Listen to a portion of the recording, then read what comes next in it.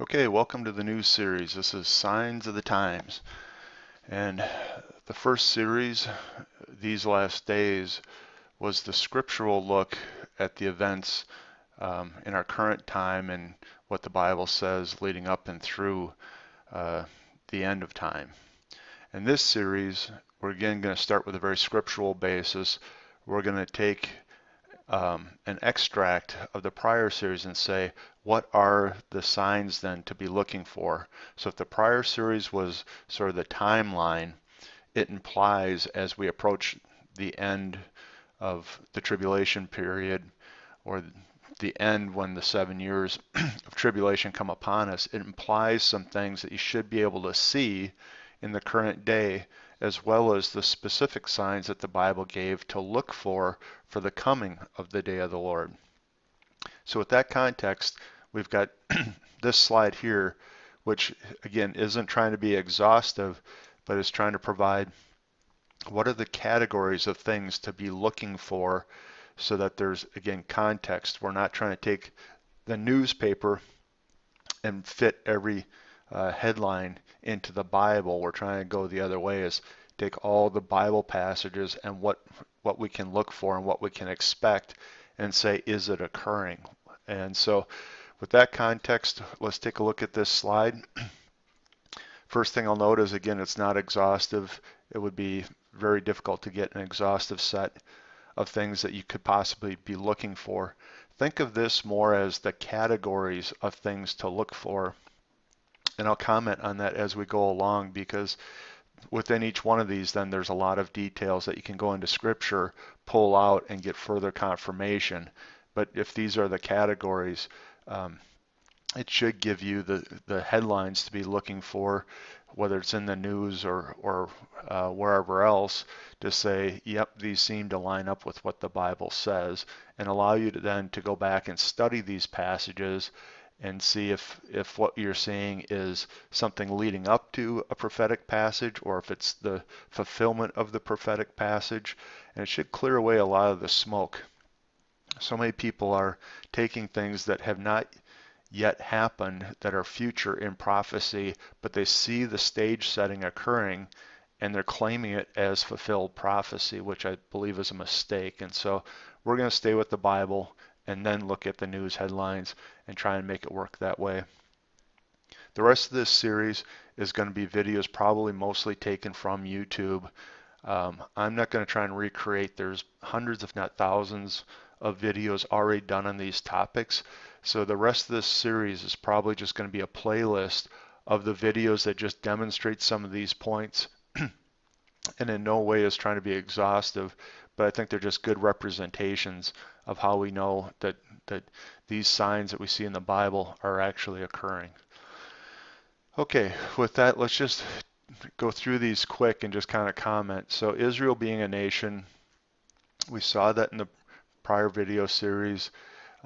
There's a very specific reference to it in Isaiah 66, but it goes hand in hand with this second category, which is the return of the Jewish people to their land. And so one of the absolute big miracles of the Bible, and God said it was such a big miracle that in future days the Jewish people will consider it a bigger miracle than the Exodus out of Egypt in the Old Testament times. So we're looking mostly for this second part here, which is the return of the Jewish people. And why that's such a big sign and why that's so incredible is the Jewish people were pushed from their land starting in 70 AD, and Israel was devoid of mostly of Jewish people for about 1900 years. And officially in 1948, the nation was recognized again, and Jewish people have been flooding back since then. So this is the super sign. So I start this slide off again, just recognizing that the super sign is the thing that kicks off the end times. And to the degree we see more returning people coming to Israel, even in our current day, we know that the super sign is being fulfilled. Okay, the next one that relates to Israel is Israel is going to be surrounded by its enemies. And we can see it in Zechariah. We did the Psalm 83 study before. The Ezekiel 38 and 39 again is just all focused on enemies coming against Israel in the last days.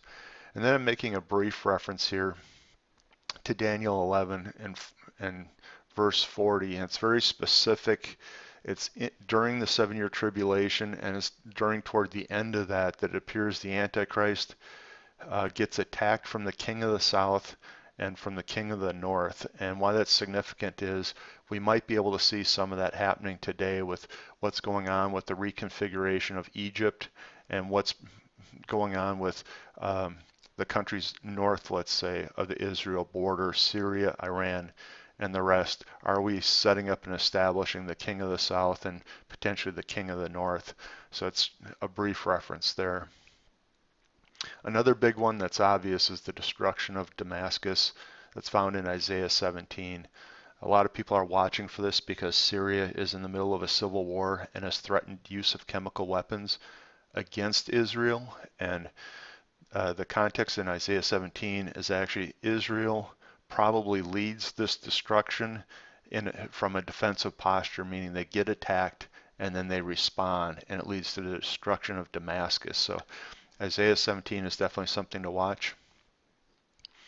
A new pharaoh in Egypt, and really if you read Isaiah 19, that's just one little part of it. It also talks about civil strife, which leads to civil war, and there's a whole bunch of stuff in there. And so we're looking at what's going on in Egypt and wondering whether the new leadership of Egypt, Mohammed Morsi, may be this cruel leader.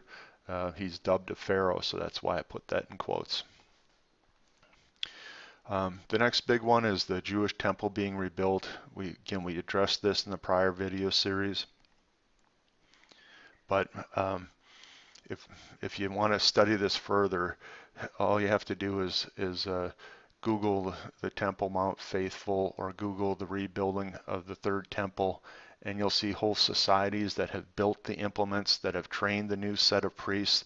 They've even started building a version of the third temple that they assume that they can take down and rebuild on the Temple Mount.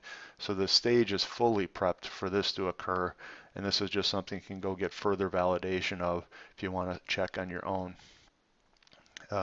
Peace treaty with the Jewish people. Again, we saw this in the prior video series, specifically in Daniel 9:27. It's also in Isaiah 28. Messianic Jewish believers, and this is interesting. When we did our commentary before in the prior series and we got to Revelation 7, we saw 144,000 Jewish believers, 12,000 from each of the tribes of Israel, and they become followers of Christ, and we see that later in Revelation. We made comment on it. And so this whole movement of the Jewish people waking up to Christ as the Messiah is foreshadowed here in terms of what we see in Revelation 7 and what we see later in Revelation. It also, go check out the 2 Chronicles 7 passage, as well as Romans 11 as a very good description of the focus changing as we go into the tribulation period. Where God raptures the church, the program is going to change and focus again on the Jewish people, and we make quite a point of that in the prior video series, and we see that in Romans 11. Okay, and we see it in Hosea 2 as well.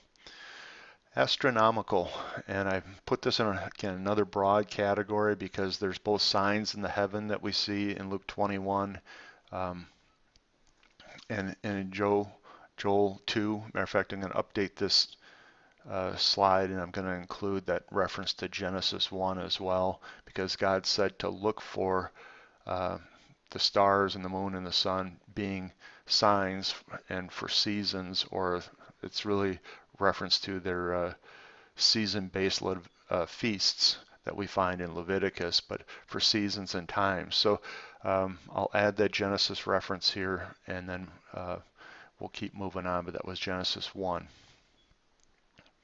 And the astronomical would include blood red moons, solar eclipses, and possibly things like comets and asteroids and the like. Sinful culture, we're back up here at the top.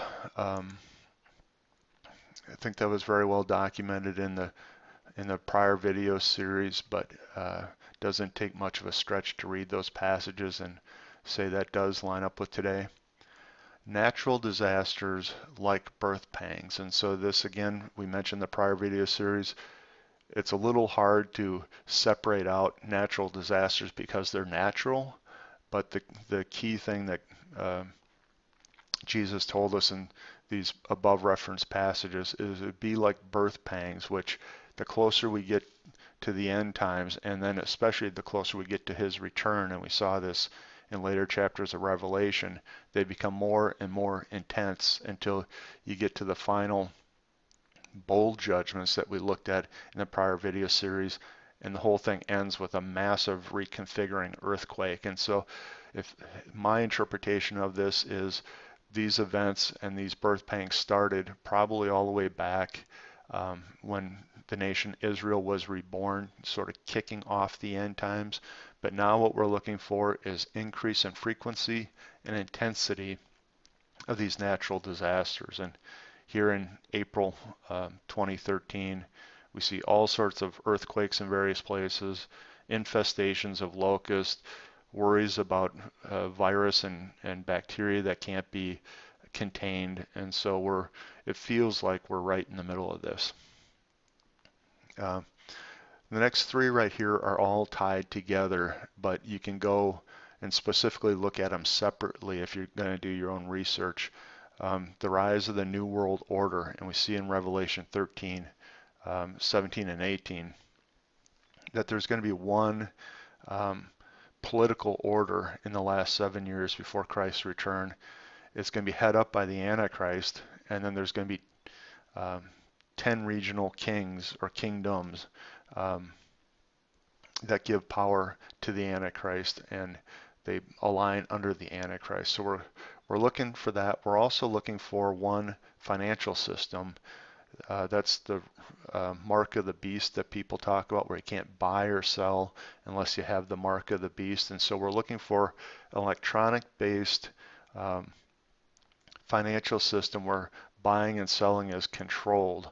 And I guess that implies that there's probably going to be a change to currency and the way it's used, because now it's going to have to be tied to the mark of the beast, or currency is going to have to be eliminated in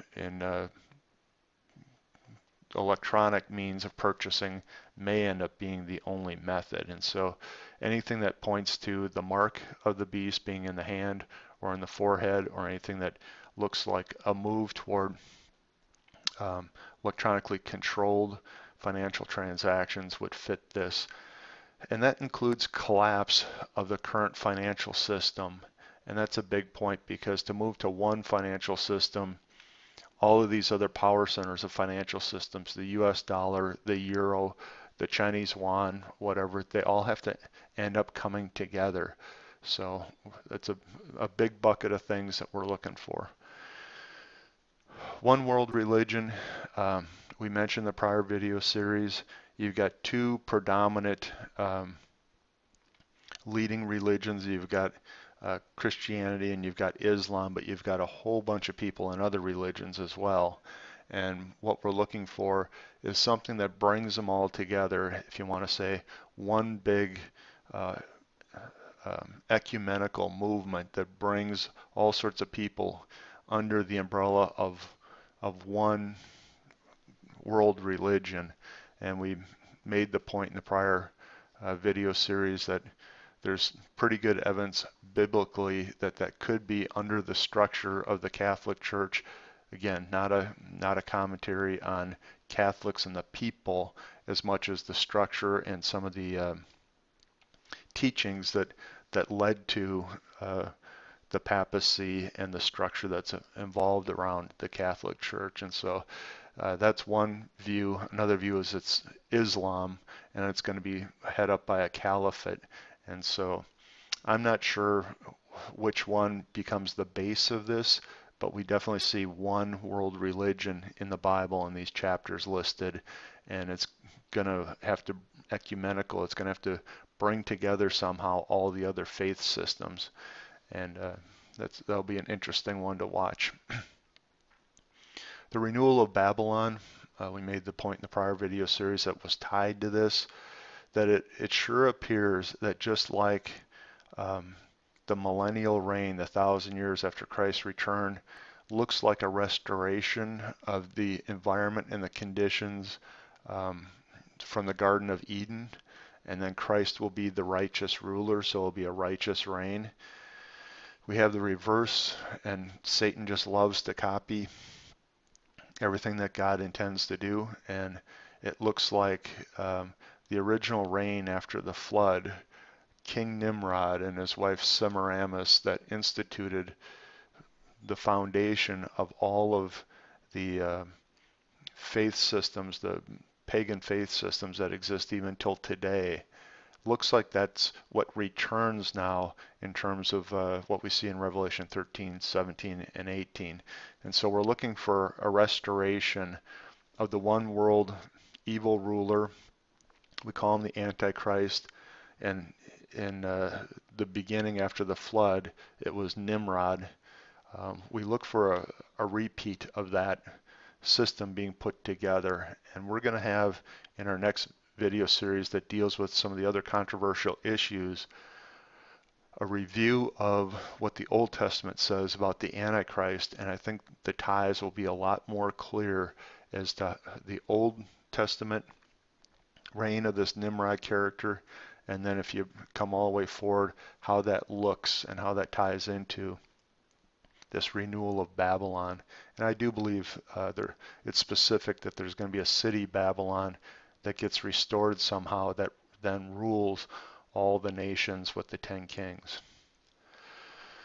Okay, fall of the USA. This is a curious one, but it's a hot topic because many Bible scholars have gone after this, and it doesn't appear that either the USA is in the Bible at the end, in the end times, or at least we're not significant in any way. And so sort of through omission, we say, well, then the USA cannot be the superpower in the end times. So it implies a fall of some sort of the USA, which is sad to say, sitting here in the USA. Okay. Another one which was not addressed in the prior video series is this notion of caves and tunnels hiding the rich, especially during the last 7 years. It's found in Isaiah 2 as well as in Revelation 6:15, and it's almost something that would be off the radar, except there's all sorts of evidence now that the government in the USA and also the European governments have been doing some interesting digging, if you want to say. It's been discovered for the last 2.5, 3 decades that the government's been on a building program that includes underground tunnels.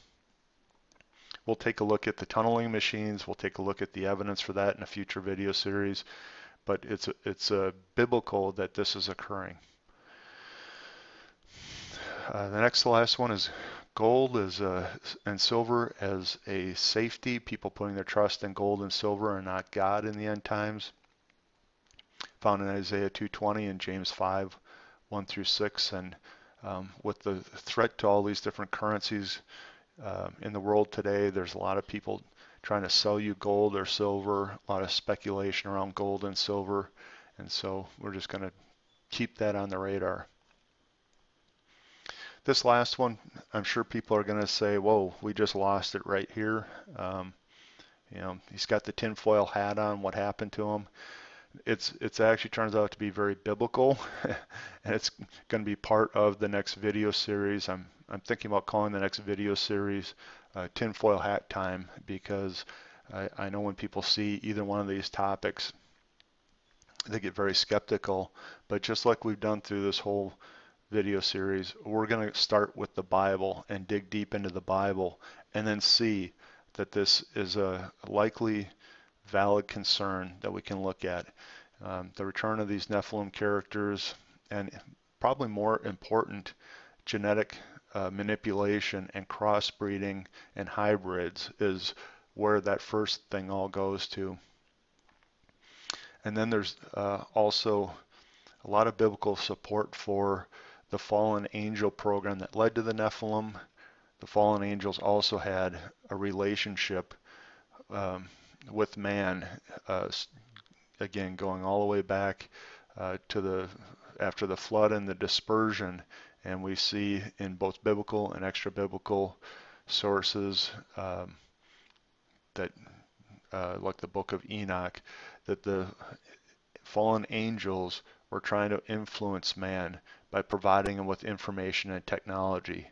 And so just like Satan in the Garden of Eden tried to use and try to um, get Eve to reject God by promising her knowledge, that's exactly the same program that the fallen angels did with the tribes. And when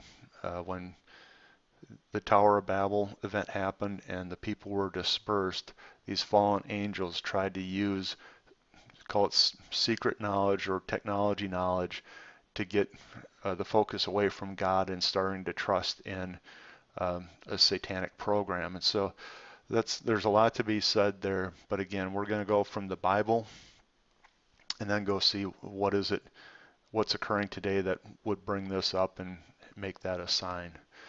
Well, thanks, and look forward to this video series on the signs. And again, the rest of the things in this playlist are probably going to be pulled from other documentation that's on YouTube. Thank you.